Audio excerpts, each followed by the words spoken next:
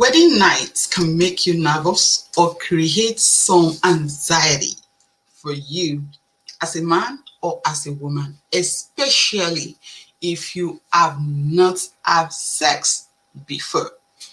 Most of the time, there's nothing really exciting if you are having sex already. But this video is for those who have not had sex till their wedding night. This is going to help you. Welcome back to my channel. My name is Tosin Opeoluwa. This is Therapy Healing Couch with Tosin Opeoluwa from the stable of Family Life Builders TV. On the show today, I'm going to be telling you 10 things that you are going to be doing that will really help you to enjoy your wedding night. Number one is you need to avoid stress before marriage. And one of the ways to avoid stress before marriage is to delegate. A lot of women, a lot of people generally, we love to do things by ourselves, especially if we have all the time. But if you know you don't have all the time, you really need to delegate. Give people responsibility. Request. There is no harm in asking people to help you.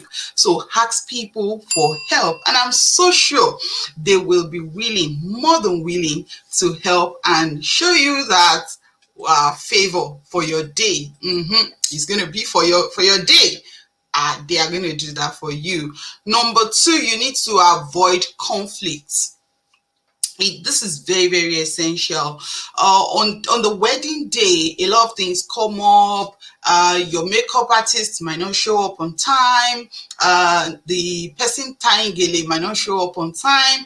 The engagement people might annoy you, might ask you to put more money in the bowl. It might really annoy you. The people cooking, they might not serve your staff if you don't arrange very well.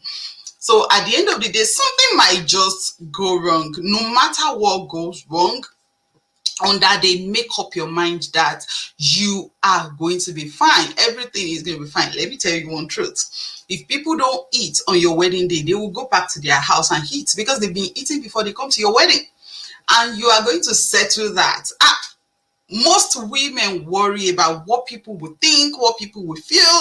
Let people think what they will think. Let them feel what they will feel. It doesn't change who you are. It doesn't change your marriage. It doesn't change anything about you. So you really need to be conscious of that. Number three, you need to budget for excess.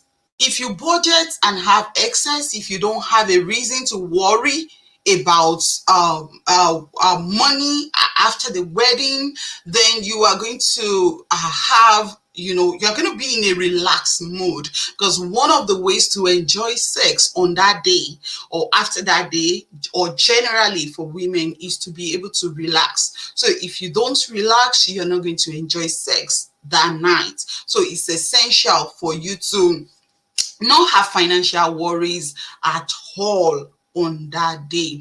Another thing that I need us to do is to get some privacy. That's number four. Have privacy on that day. It's very, very essential. Take your wife away from the family house. Take your wife to a nice place. If you can't afford hotel or anything, find a couple who are rich enough in your church or somewhere around among your friends. Let them give you their guest room or their guest house or something. Just make sure as much as possible you move away from people that really know you and have some privacy for yourself.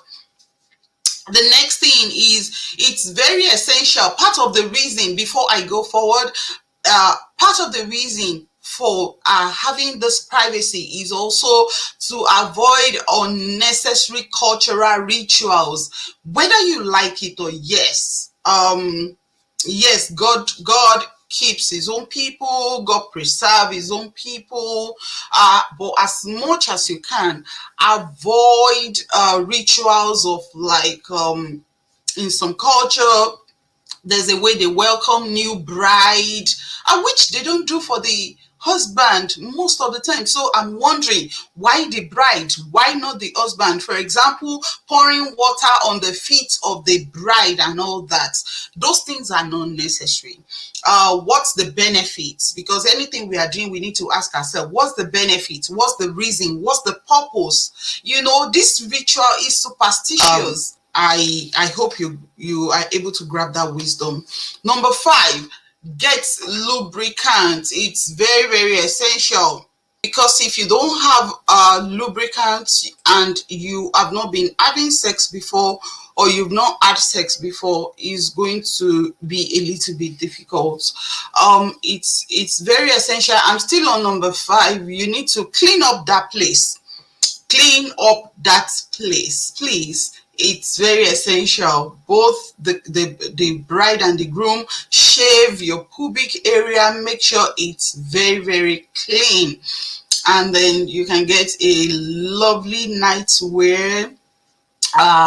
As a lady, well, whether you wear a lovely nightwear or not, but it's just essential for you to have a lovely one, all net, easy to penetrate, lovely, sexy. Yeah, it's very good. But whether you have that or not, if you have not been having sex, the excitement will not even let your husband see whether what you're wearing is sexy or not.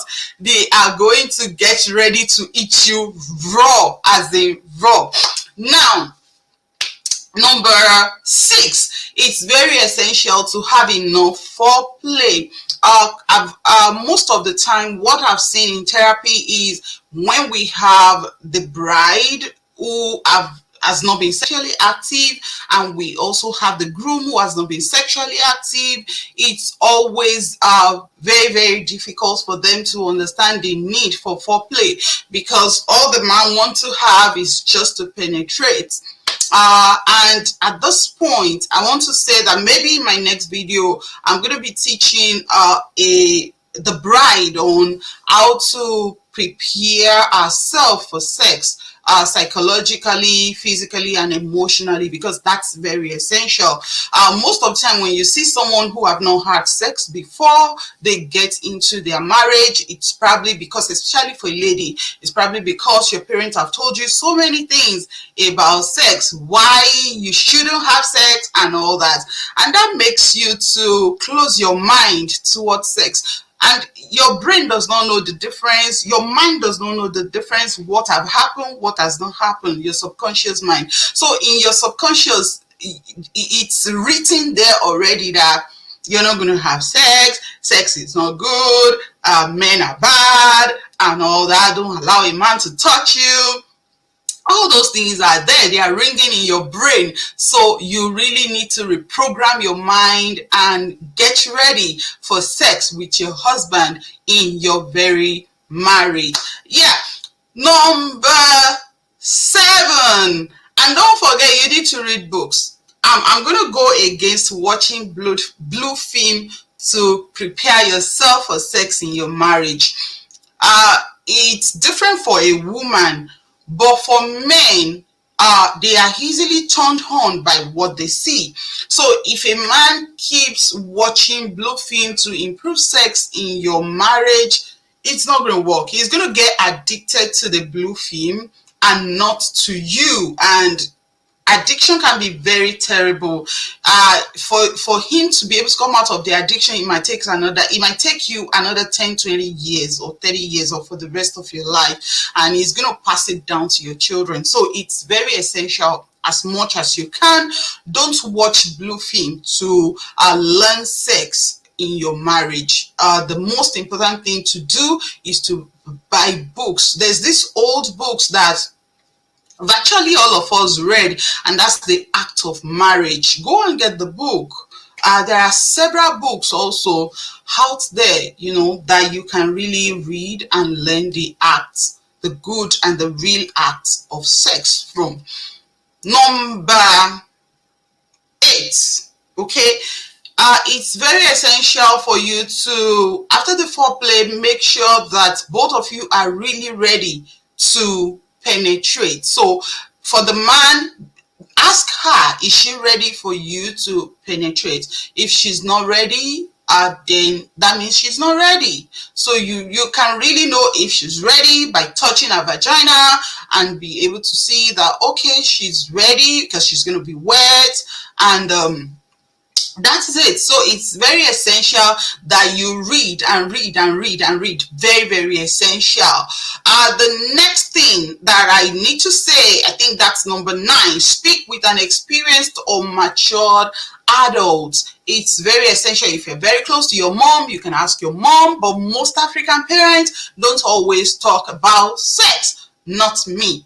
The first time I talked to my children about sex, they were so ashamed. They were very young, but I tell them about sex according to their age. So when they were 3, when they were 2, when they were 1, there's a way I told them about sex. And when they were at 7, there's a way I told them, and that's what I'm going to be doing and be building on it, because it's very, very essential.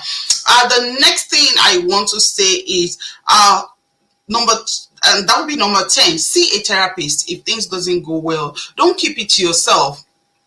God knows the reason why he created sex. Someone said something. He said, if you want to stop having sex, get married. So we just realized that one of the reasons why people don't enjoy sex in their marriage, one of the reasons is responsibility. Once you get married, your responsibility increase. And once responsibility increase, you have so many things to worry about.